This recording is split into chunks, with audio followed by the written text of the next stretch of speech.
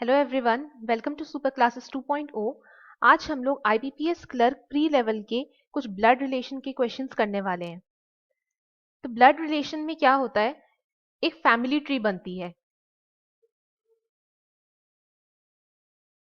एक family tree बनती है जिसमें अलग अलग जेनरेशन्स होते हैं और उसमें रिलेशनशिप्स होते हैं, जैसे father father, mother, brother, sister, gneiss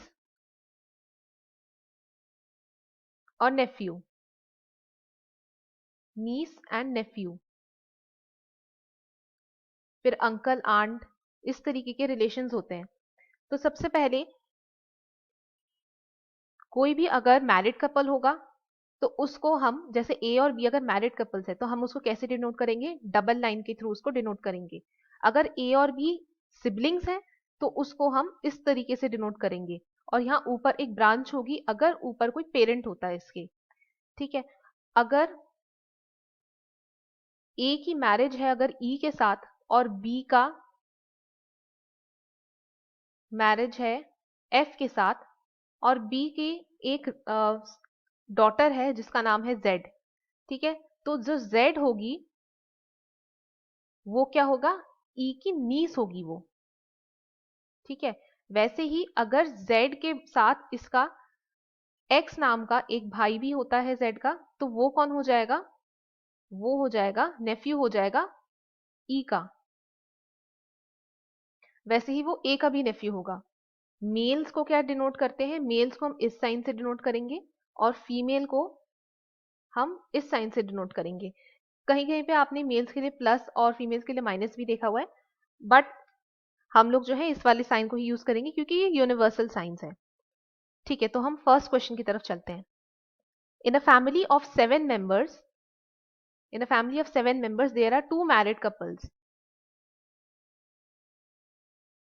F is the mother-in-law of D. F is the mother-in-law of D, मतलब F जो है D की सास है।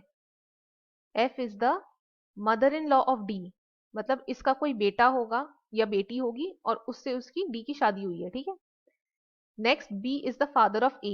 B is the father of A, मतलब B जो है A का फादर है। फिर लिखा है A is the sister in law of E। A is the sister in law of E, मतलब A जो है वो फीमेल हुई, पहली चीज पता चली हमें A की फीमेल है। तो जब ये कह रहा है कि A is the sister in law of E, मतलब A जो है वो E की भाभी है, तो मतलब A की यहाँ पे जिससे भी शादी हुई है, ठीक है, उसका सिबलिंग है E। ठीक है, और E इज अनमैरिड, E क्या है, अनमैरिड हो गया। नेक्स्ट क्या है, G is the brother of C। ठीक है, G is the brother of C, G is the brother of C। C who is the daughter of D, C is the daughter of D। ठीक है, तो यहाँ पे क्या हो गया, इसका मतलब है कि ये जो G और C वाली चीज बनी है ये दोनों कनेक्टेड हो गई है, ये चीज कनेक्ट हो गई है यहाँ पर। ठीक है, D is a male member of the family, तो ये तो लड़का हो गया और इसकी शादी तो लड़की से हुई है इसमें, तो ऑब्वियसली यहाँ पर लड़की फीमेल ही आएगी। Then there are only 3 female members in the family. अब देखो इसमें क्या हुआ, 3 फीमेल मेंबर्स की बात हो रही है यहाँ पर। अभी हमारे पास ये एक ट्री बना है और ये एक ट्री बना है, अभी हम इस दोनों को कंबाइन करेंगे। पहले देखते, अब हमें देखना है कि ये दोनों चीजें कंबाइन कहाँ पे होती है। एक मैरिड कपल तो ये हो गया डी के साथ और एक मैरिड कपल यहाँ पे हो गया। ठीक है, ये यहाँ पे मैरिड कपल्स आ रहे हैं यहाँ पर, बट यहाँ पर देखना है यहाँ पे जो सेकंड जनरेशन है, क्योंकि यहाँ पे भी एक सेकंड जनरेशन है, ये भी सेकंड जनरेशन है। इसमें क्या है, डी मेल है, ठीक है, फीमेल की जगह खाली है। इसमें ए जो है फीमेल है, मेल की जगह खाली है। तो इसको हम इस तरीके से कंबाइन कर सकते हैं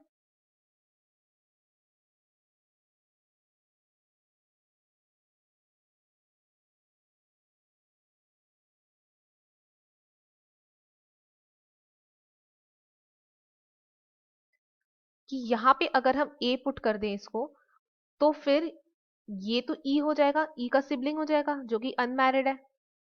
ठीक है, ये वाला पोर्शन पुट हो गया हमारा। इसके बाद ए का जो फादर है वो क्या है, बी है, तो यहाँ पे ए की जो मदर है वो क्या आ रहा है, एफ आ रहा है। तो यहाँ पर अगर एफ की शादी बी से हुई होगी तभी तो वो ए का फादर होगा, तो इसका मतलब है कि ये जो हमारा ट्री है, इन दोनों को कंबाइन करने से हमारे पास ये आंसर आ गया। अब इसमें एक और स्टेटमेंट लिखा हुआ है कि there are only 3 female members in the family. अब टोटल फीमेल मेंबर्स इसमें कितने हैं? एक हो गया एफ हो गया, एक हो गया एफ हो गया, ठीक है, एक ए हो गया और एक हो गया सी। तो टोटल 3 मेंबर्स आ गए। इसका मतलब है अभी इसका जो सेक्स है वो अनस्पेसिफाइड है। इसका मतलब है 3 फीमेल्स तो हमारे पास आ गई, तो बाकी मेल होंगे। इसका मतलब ई क्या हो गया? ई मेल हो गया। ठीक है, तो ये हो गया हमारे पास पूरा का पूरा फैमिली ट्री। अब इसके बेसिस पर हम कुछ क्वेश्चंस करते हैं। First is how is F related to C? How is F related to C? F और सी का रिलेशन क्या है? तो इस केस में हमने देखा कि एफ क्या है, सी का क्या आ रहा है? सी की ग्रैंड मदर आ रही है। ठीक है, एफ क्या हो गया? सी की ग्रैंड मदर है।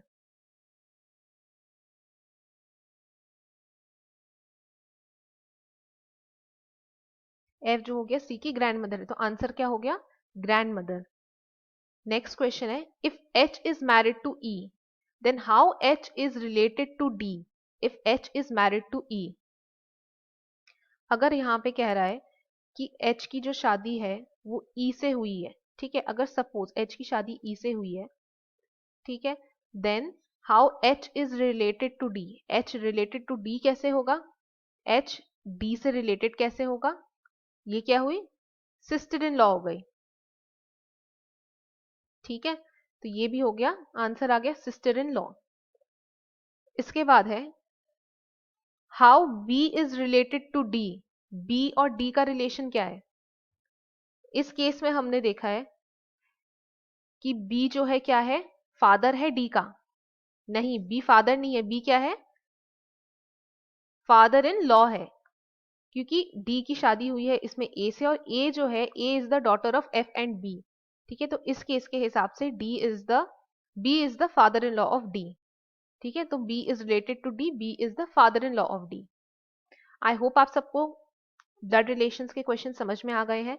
बहुत ही इजी क्वेश्चंस होते हैं, सिर्फ सिस्टमैटिकली ट्री बनाना आना चाहिए और सारे जो पॉसिबिलिटीज है उनको किस तरीके से क्लब करना है, अगर आपने वो कर लिया तो ये क्वेश्चंस इजीली कर सकते हैं आप।